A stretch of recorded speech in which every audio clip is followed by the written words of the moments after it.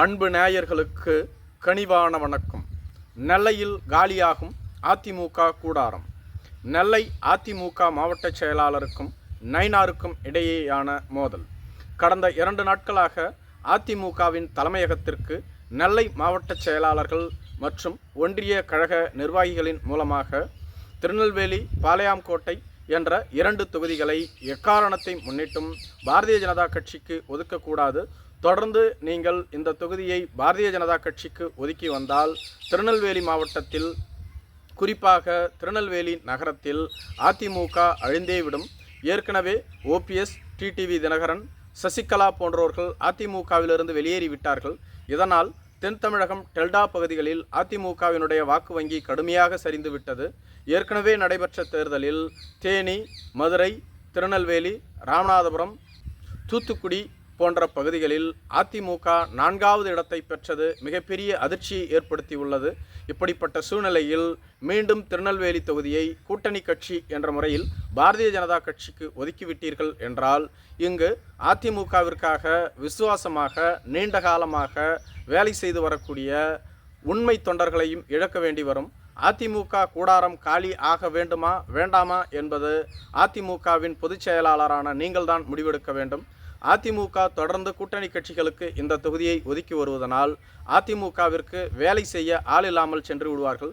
இது அதிமுகவினுடைய எதிர்கால அரசியலை மட்டும் இல்லை, நிகழ்கால அரசியலையும் பாதிக்கும். இதில் பொதுச் செயலாளர் விரைந்து ஒரு நல்ல முடிவை எடுக்க வேண்டும்.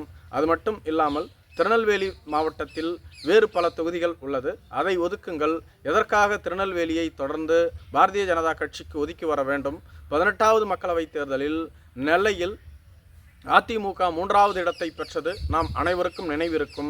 மீண்டும் அதிமுக அழிவு பாதைக்கு செல்ல வேண்டுமா அல்லது வளர்ச்சி பாதைக்கு செல்ல வேண்டுமா என்பதை நீங்களே முடிவு செய்து கொள்ளுங்கள் என அதிமுக தரப்பினரிடமிருந்து ஒரு நீண்ட கடிதம் பல்வேறு நிர்வாகிகளிடம் கையொப்பம் பெறப்பட்டு எடப்பாடி பழனிசாமிக்கு அனுப்பப்பட்டுள்ளதாக சொல்லப்படுகிறது.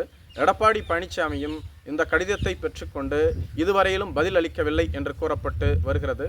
இந்த கடிதம் தொடர்பான விவரம் கிடைத்தவுடன் திருநெல்வேலி மாவட்ட பாரதிய ஜனதா கட்சி மற்றும் நயினார் நாகேந்திரன் மிகப்பெரிய அப்செட்டுக்கு சென்று விட்டதாக கூறப்படுகிறது. காரணம், நயினார் நாகேந்திரன் அதிமுகவில் இருந்தவர்தான், ஒரு காலத்தில் அமைச்சராக செயல்பட்டவர், தென் தமிழகத்தின் முக்கிய தலைவராக விளங்கியவர்.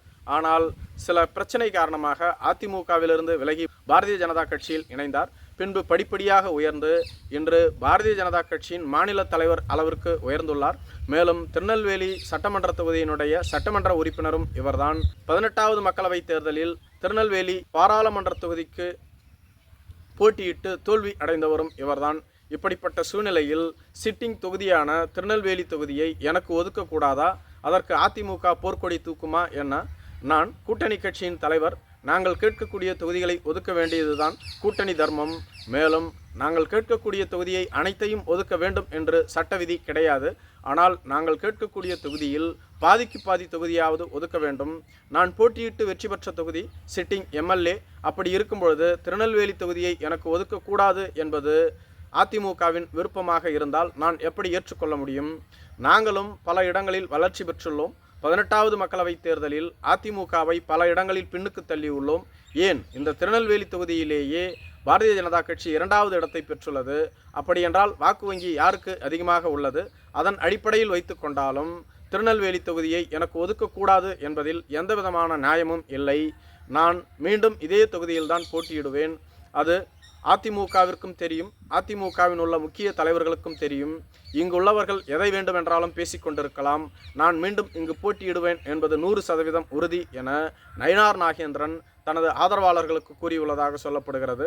நயினார் நாகேந்திரனுடைய ஆதரவாளர்கள் இதை கேட்டவுடன் மீண்டும் உற்சாகமாக தங்களது பழைய பணியை தொடர்ந்து செய்து வருவதாக கூறப்படுகிறது. நயினார் நாகேந்திரன் இங்குதான் போட்டியிடுவார் என்பதற்காக தொடர்ந்து இப்பொழுதே அவர்கள் களத்தில் இறங்கி பணி செய்ய தொடங்கிவிட்டார்கள். இதனை பார்த்துத்தான் அதிமுகவினுடைய தொண்டர்களும் முக்கிய நிர்வாகிகளும் திருநெல்வேலி தொகுதியை எக்காரணத்தை முன்னிட்டும் பாரதிய ஜனதா கட்சிக்கு ஒதுக்கக்கூடாது என கேட்டுக்கொண்டார்கள். ஆனால் தற்பொழுது இதில் என்ன முடிவெடுப்பது என்பது தெரியாமல் எடப்பாடி மௌனம் காத்து வருகிறார். நன்றி.